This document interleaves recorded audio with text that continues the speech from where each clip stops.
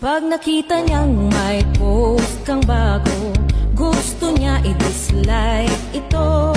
Sila yung taong ayaw magpatalo, magpo-post din ng kung ano-ano. Puyat yan lagi, believe me, kakabantay sa mga post mo. Hindi titigil hanggat hindi niya masira ang pagkatao mo.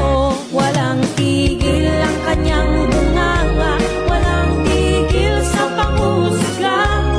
Titigan mo ang mukha niya, mas kalait-lait pa.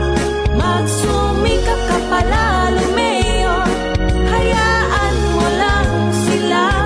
Patuloy lang sa pag-arangkada, manigas sila.